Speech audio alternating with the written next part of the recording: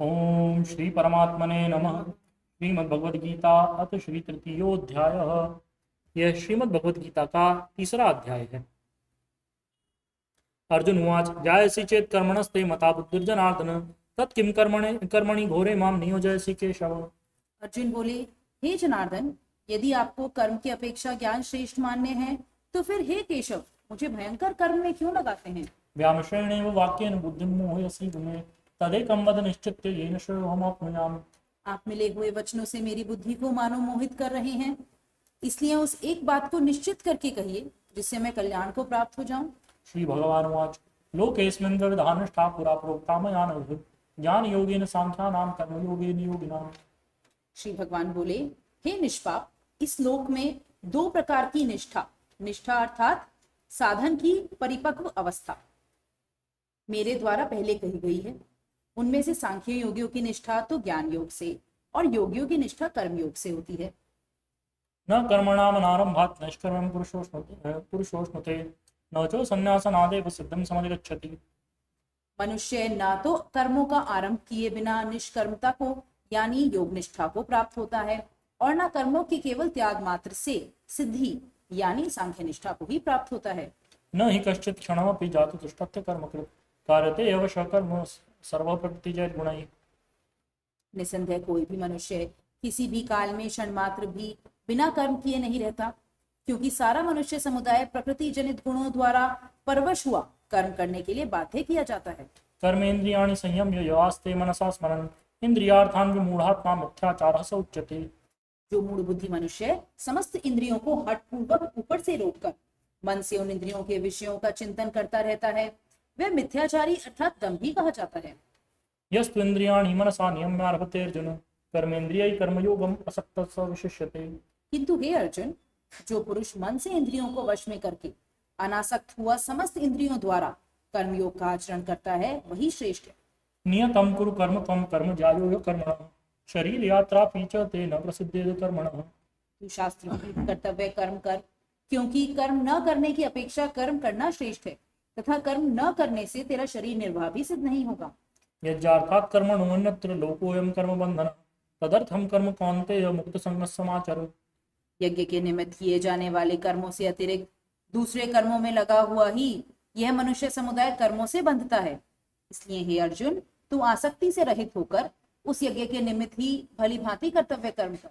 स यज्ञः प्रजा सृष्ट्वा पुरुवाच प्रजापतिः अनेन प्रसविष्यध्वम् एष वस्तुष्ट कामधुक्। प्रजापति ब्रह्मा ने कल्प के आदि में यज्ञ सहित प्रजाओं को रचकर उनसे कहा कि तुम लोग इस यज्ञ के द्वारा वृद्धि को प्राप्त हो और यह यज्ञ तुम लोगों को इच्छित भोग प्रदान करने वाला हो। देवान् भावयतानेन ते देवा भावयन्तु वः परस्परं भावयन्तः श्रेयः परमाप्स्यत्। तुम लोग इस यज्ञ के द्वारा देवताओं को उन्नत करो और वे देवता तुम लोगों को उन्नत करें। इस प्रकार निस्वार्थ भाव से एक दूसरे को उन्नत करते हुए तुम लोग परम कल्याण को प्राप्त हो जाओगे। इष्टान् भोगान् वो देवा दासन्ते यज्ञ भाविता तैर्दत्तान् प्रदायेभ्यो यो भुङ्क्ते स्तेनेव सः। यज्ञ के द्वारा बढ़ाए हुए देवता तुम लोगों को बिना मांगे ही इच्छित भोग निश्चय ही देते रहेंगे। इस प्रकार उन देवताओं के द्वारा दिए हुए भोगों को जो पुरुष उनको बिना दिए स्वयं भोगता है, वह चोर ही है। यज्ञशिष्टाशनः सन्तो मुच्यन्ते सर्वकिल्बिषैः भुञ्जते ते त्वगं पापा ये पचन्त्यात्मकारणात्। यज्ञ से बचे हुए अन्न को खाने वाले श्रेष्ठ पुरुष सब पापों से मुक्त हो जाते हैं, और जो पापी लोग अपना शरीर पोषण करने के लिए ही अन्न पकाते हैं, वे तो पाप ही खाते हैं। अन्नात् भवन्ति भूतानि पर्जन्यादन्न संभवः यज्ञात् भवति पर्जन्यो यज्ञ कर्म समुद्भवः कर्म ब्रह्मोद्भवं विद्धि ब्रह्माक्षर समुद्भवं तस्मात् सर्वगतं ब्रह्म नित्यं यज्ञे प्रतिष्ठितम्। संपूर्ण प्राणी अन्न से उत्पन्न होते हैं। अन्न की उत्पत्ति वृष्टि से होती है, वृष्टि यज्ञ से होती है, और यज्ञ विहित कर्मों से उत्पन्न होने वाला है। कर्म समुदाय को तू वेद से उत्पन्न और वेद को अविनाशी परमात्मा से उत्पन्न हुआ जान।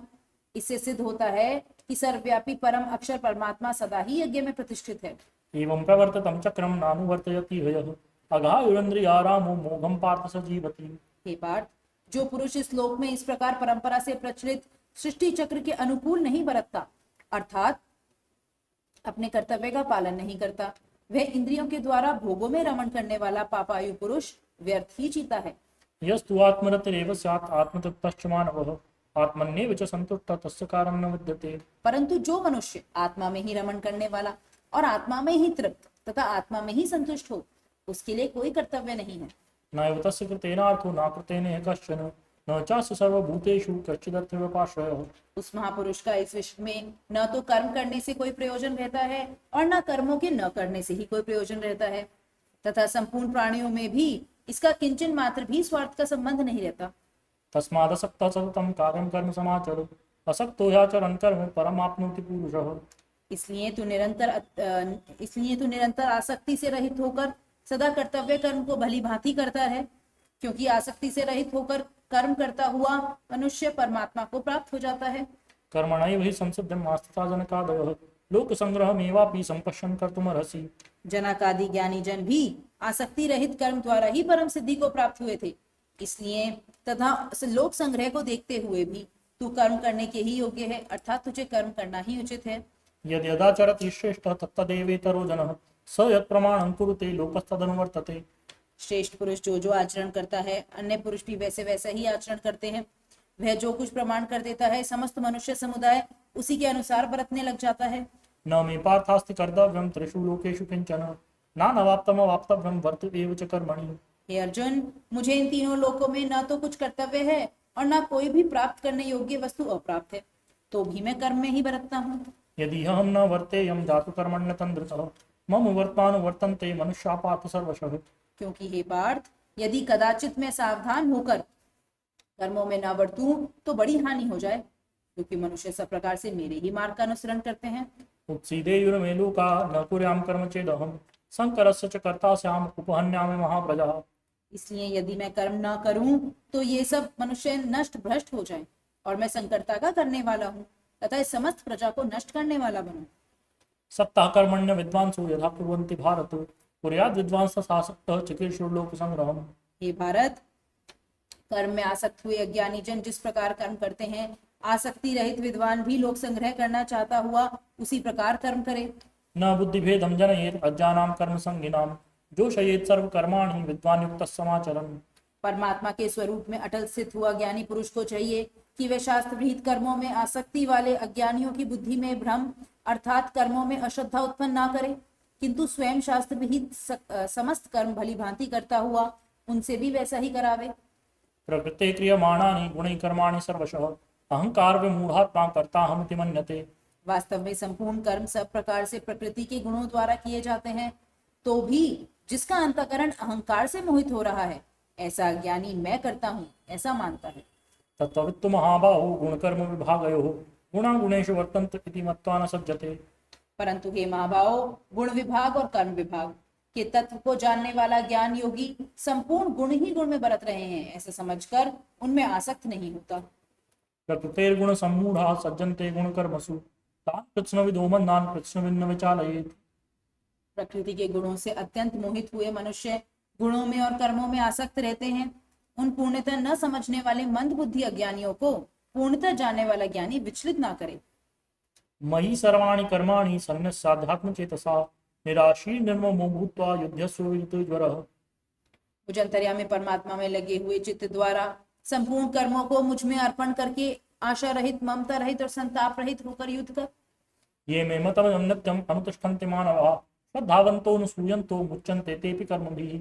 जो कई मनुष्य दोष दृष्टि से रहित और श्रद्धा युक्त होकर मेरे इस मत का सदा अनुसरण करते हैं, वे भी संपूर्ण कर्मों से छूट जाते हैं। ये त्वेतदभ्यसूयन्तो नानुतिष्ठन्ति मे मतं सर्वजान विमूढान् तान् विद्धि नष्टान् चेतसः। परंतु जो मनुष्य मुझ में दोषारोपण करते हुए मेरे इस मत के अनुसार नहीं चलते हैं, उन मूर्खों को तो संपूर्ण ज्ञानों में मोहित उन मूर्खों को तू संपूर्ण ज्ञानों में मोहित और नष्ट हुए ही समझ। सदृशं चेष्टते स्वस्या प्रकृतिर्ज्ञानवान् अपि प्रकृतं यान्ति भूतानि निग्रह किं करिष्यति। सभी प्राणी प्रकृति को प्राप्त होते हैं, अर्थात अपने स्वभाव के परवश हुए कर्म करते हैं। ज्ञानवान भी अपनी प्रकृति के अनुसार चेष्टा करता है, फिर इसमें किसी का हट क्या करेगा। इन्द्रियस्येन्द्रियस्यार्थे रागद्वेषौ व्यवस्थितौ तयोर्न वशमागच्छेत् तौ ह्यस्य परिपन्थिनौ। इंद्रिय के अर्थ में अर्थात प्रत्येक इंद्रिय के विषय में राग और द्वेष छिपे हुए स्थित हैं। मनुष्य को उन दोनों के वश में नहीं होना चाहिए, क्योंकि वे दोनों ही इसके कल्याण मार्ग में विघ्न करने वाले महान शत्रु हैं। श्रेयान् स्वधर्मो विगुणः परधर्मात् स्वनुष्ठितात् स्वधर्मे निधनं श्रेयः परधर्मो भयावहः। अच्छी प्रकार आचरण में लाए हुए दूसरे के धर्म से गुण रहित भी अपना धर्म अति उत्तम है। अपने धर्म में तो मरना भी कल्याणकारक है और दूसरे का धर्म भय को देने वाला है। अर्जुन उवाच अथ केन प्रयुक्तोऽयं पापं चरति पुरुषः अनिच्छन्नपि वार्ष्णेय बलादेव नियोजितः।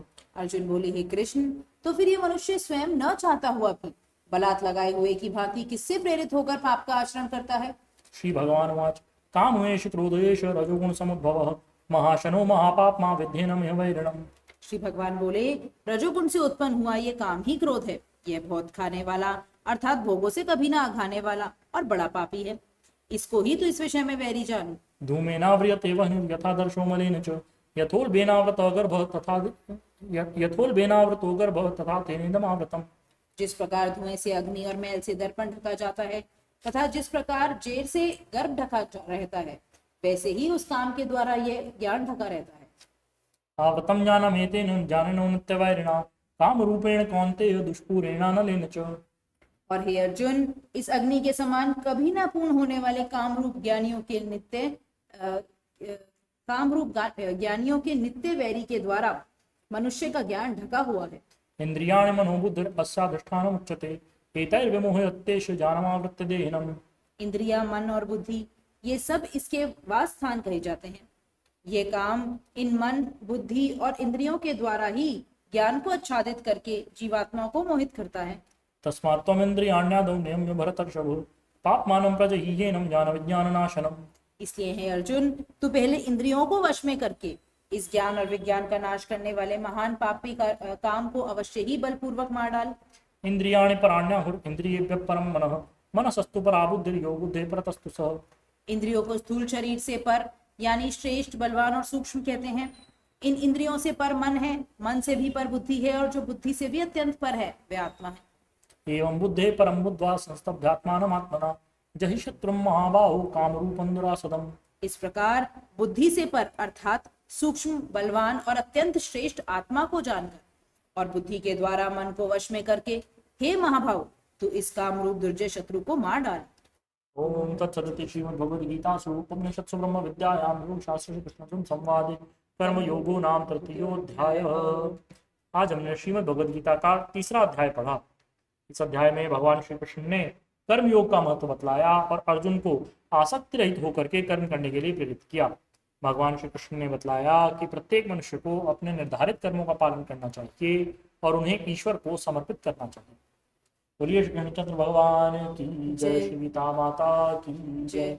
ओम जय भगवद गीते मैया जय भगवद गीते हरिय कमल विहारिणि प्रभुय कमल विहारिणि सुपुनीते। ओम जय भगवद गीते कर्म सुमर्म प्रकाशिनी कामा सत्यहरा मैया कामा सत्यहरा तत्व ज्ञान विकासिनी ज्ञान प्रकाशिनी विद्या ब्रह्म। जय भगवद गीते निश्चल भक्ति विधायिनी निर्मल मलहारी मैया निर्मल मलहारी शरण रहस्य प्रदायिनी शरण रहस्य प्रदायिनी सुखकारी। जय भगवद गीते राग द्वेष विदारिणी कारिणी मोद सदा मैया कारिणी मोद सदा भगवद हारिणी तारिणी भयहारिणी तारिणी परमानंद प्रदा। जय भगवद गीते आसुर भाव विनाशिनी नाशिनी तम रजनी मैया नाशिनी तम रजनी दैवी सद्गुणदायिनी दैवी सद्गुणदायिनी रसिका सजनी।